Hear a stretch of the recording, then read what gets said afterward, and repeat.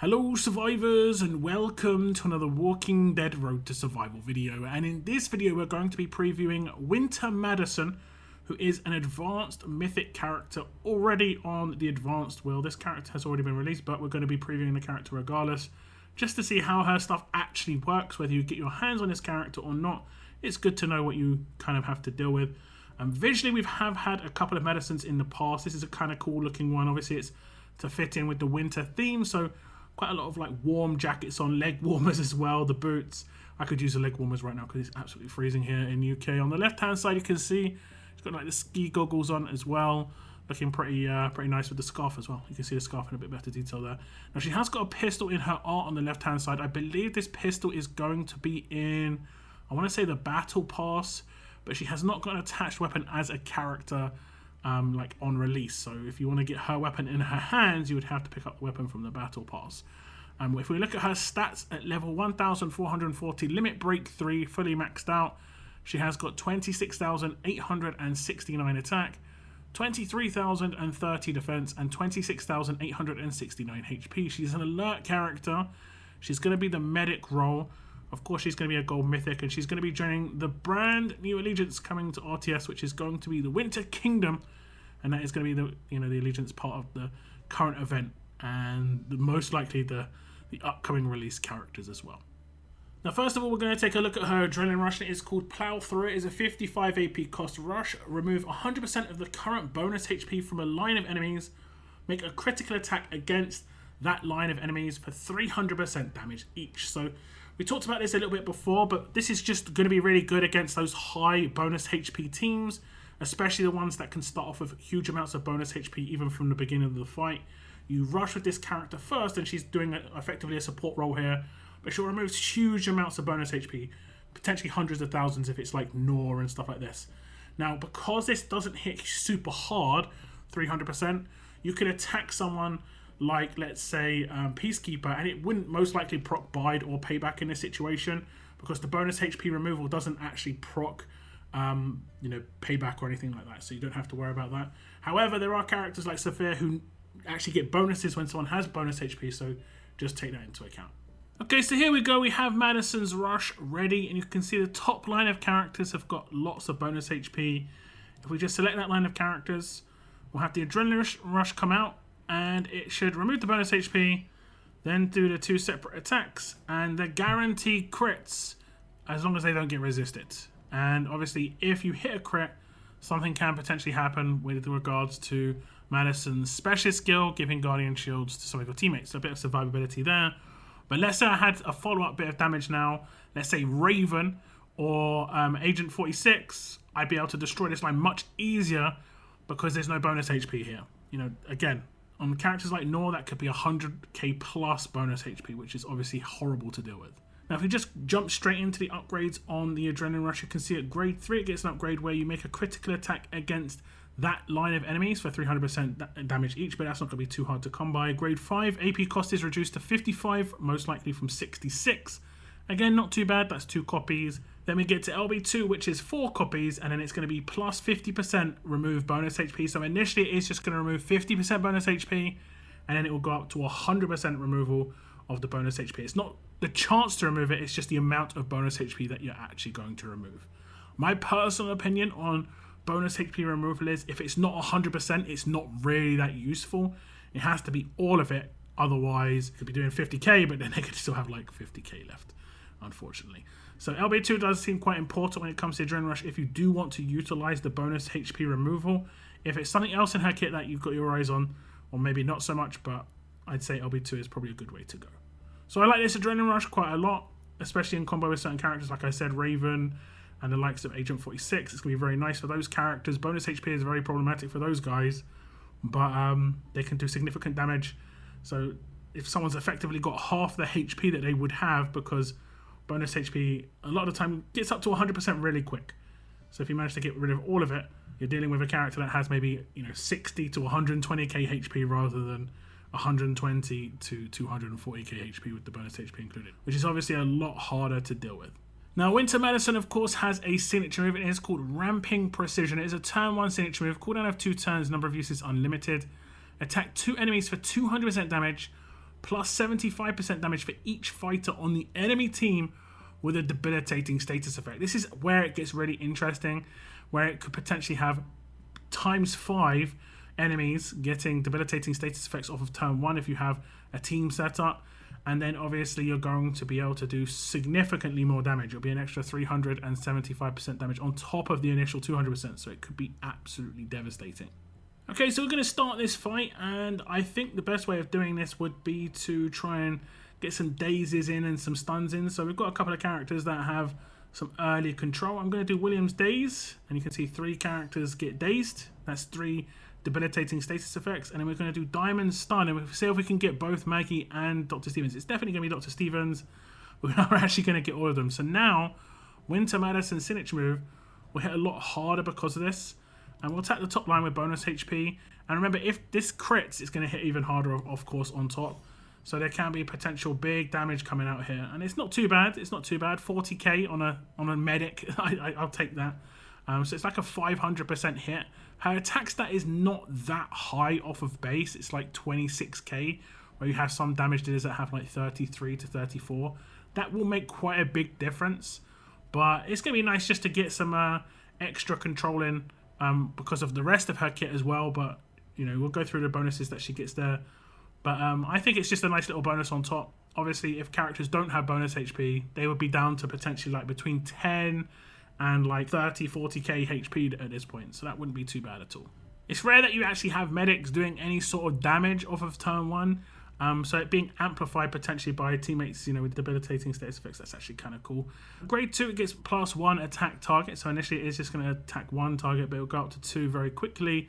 At grade 4, we're going to upgrade where you damage each fighter for an extra 25% based on the debilitating statuses on the enemy, and so it's initially 25%. Then at Limit Break 1 with 3 copies, it gets -1 to starting cooldown, so it goes from a turn 2 starting cooldown down to a turn 1 starting cooldown. And then lastly at LB3 is where we get 5 copies, and it gets a +50% damage for each fighter on the enemy team with a debilitating status effect, and that's going to obviously add to the grade 4 version, making it +75% for each fighter, going up to a grand total of 375% if they are all controlled in some way. Debilitating status effects are things like Taunt, Stun, Impair, the things that stop the enemy from being able to use part of their kit, be it their specialist skill, rush, you know, signature move, that sort of thing, or even being able to take their turn in the case of stun. So this signature move isn't too bad. I don't think it's like spectacular. It would have been amazing if it was on a damage dealer with higher attack stat, but you could potentially lean all into attack if you wanted to with Madison. There is obviously going to be a leader for the Winter Allegiance where she's going to get 50% attack potentially. And then you could just go for a very, very offensive weapon. She does not need AP on attack because her signature move has got a reasonable turnaround and she's got 55 AP. So you could, you know, sacrifice a little bit of AP and get an extra 5% attack. You might have the perfect weapon. Remember, this can utilize the weapon slot where it does bonus damage against enemies with full HP. So you could get that to be kind of heavy hitting. And also the fact that there's the, I think, former Warrior Champions weapon that does bonus damage against characters that are controlled by debilitating status effects would work quite well in their hands if you actually wanted to do damage. There are definitely some ways to get this damage to be decently high if you wanted to utilize her as more of a damage dealer. But as a medic, as more of like a support character, it's just kind of so-so. It's not that big a deal. She's just going to be, you know, like reducing the HP for teammates potentially to get some early, you know, takedowns in for follow-ups and so on and so forth. But that will help your team, of course, but she isn't there going to be there for the damage if you don't get her that way.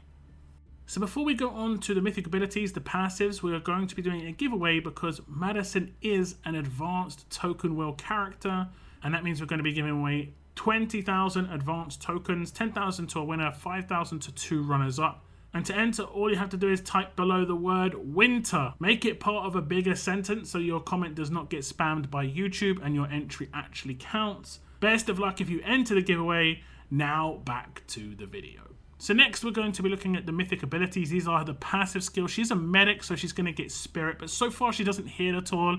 Like I talked about in the initial sneak peek video, she doesn't heal at all in this, but she does get a little bit of a bonus, and this is what I wanted to kind of see. The next one is called Healthy Winter. At the start of each wave, 100% chance all teammates heal 20% of their max HP for 3 turns. All Winter Kingdom Allegiance teammates heal an additional 30% of their max HP for 3 turns. So this is going to be actually really nice in terms of, you know, actually keeping a team up and alive. The next one is called Dizzy Chill. When attacking, 50% chance to daze the enemy for 1 turn, and that's going to work with her signature move and with her rush because those are attack-based skills. And lastly, she has got Hearty Shields. When this character heals, 100% chance all teammates get bonus HP equal to 15% of this character's max HP. So she's kind of like an overheal character, just a lot less bonus HP is going to go out. You could potentially use on a defense team because of that. However, I do think she's more likely to be used on attack teams just based on the rest of her kit. Now, the thing I want to see is, does the bonus HP come in from Spirit on that second skill with the heals over time? I don't think it will. And if it doesn't, I'm pretty sure that means that there's going to be no bonus HP from Spirit at all, so it would be a skill that would be worth not upgrading. So as we start the fight, you can see we have got the heals over time on multiple characters. The 2 non-Winter Kingdom characters have got 20%, and the 2 Winter Kingdom characters, Madison and Benjamin, have 50%. What I'm going to do is I'm just going to defend on everybody, or just get an attack with Benjamin apparently. What you've got to just be aware of is I'm pretty sure you don't get any bonus HP from Spirit unless someone actually takes damage. So unless they actually heal HP, it's not like if a character has overheal 2 or if they have, let's say, infection where it would still count the heal.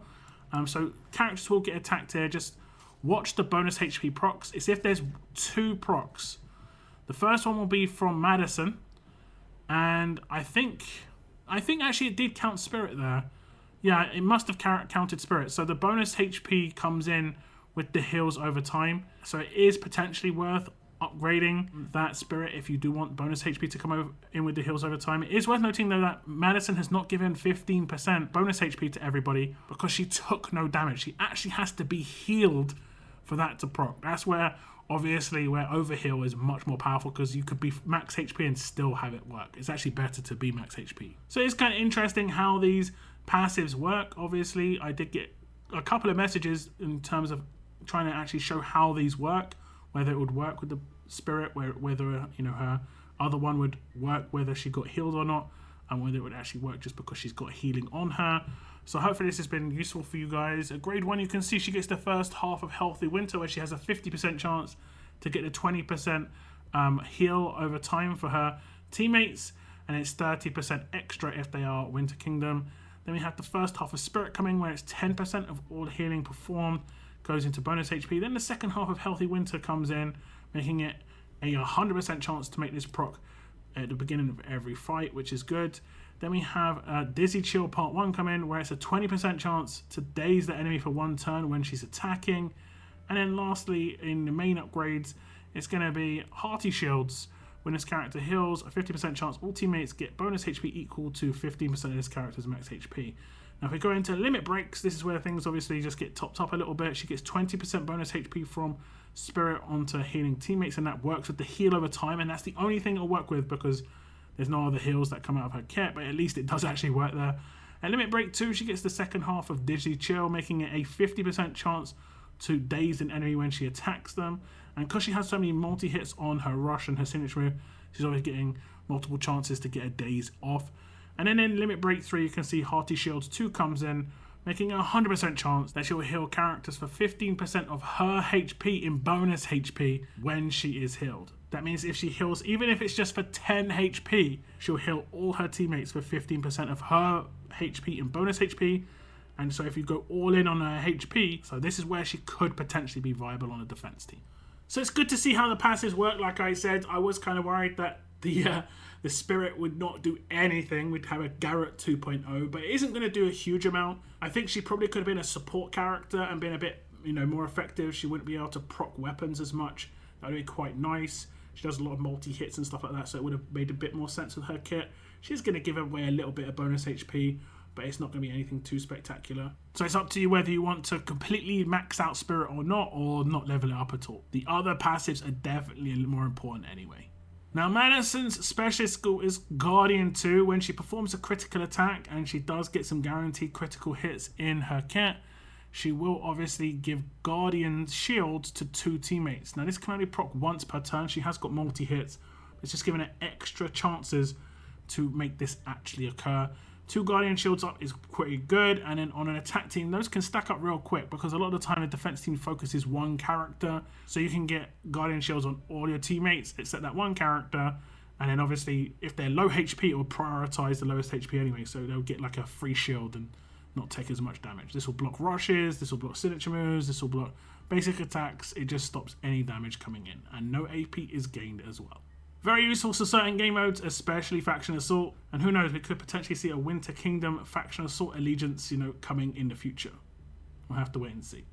Now, if we look at her weapon, she has got a default weapon here. I'm not sure why, but it's showing an arena attack team weapon there as well. I'm not sure if this is new. This is kind of weird. Default weapon, nothing attached, obviously. I can choose what I want to put in her hands. She is more of an offensive support character. You could potentially use the weapon that's in the battle pass. That would work quite nice on her. It's up to you. Support character, support weapon generally makes sense. However, with that signature move, if you did go all out on the attack, which you can still do with that pistol to a certain extent, it will improve the signature move damage quite drastically. So that's just a preview of Gold Mythic Winter Madison. She is a pretty interesting support character, and I would like to see someone go all out on the attack with her, with the mods, with the weapons and so on and so forth, to get that signature move, just to do absolutely nuclear levels of damage. It'll be kind of funny to see. It could actually be really, really good, honestly. If you hit crits, crit multiplier, and then obviously if you've got massive attack stat with the right leader, or even the right buffs, because there are characters that can obviously give attack buffs, it could be actually hilarious, honestly. But yeah, otherwise, I'd say she's pretty decent support, and it's going to be interesting to see how she's going to work with the rest of the Winter Kingdom, and what kind of buffs those guys give out, and so on and so forth long term. And we've got at least 4 more characters to come, 2 of which I've already done a sneak preview of. If you want to check that out, it should be on your screen very soon. But if you want to wait for the actual character previews, which will be coming in the next days and weeks, then you can do that as well. But that's it in this video. You do enter the giveaway. Best of luck. I want to thank you very much for tuning in, and as always, keep on surviving, guys. Keep on surviving.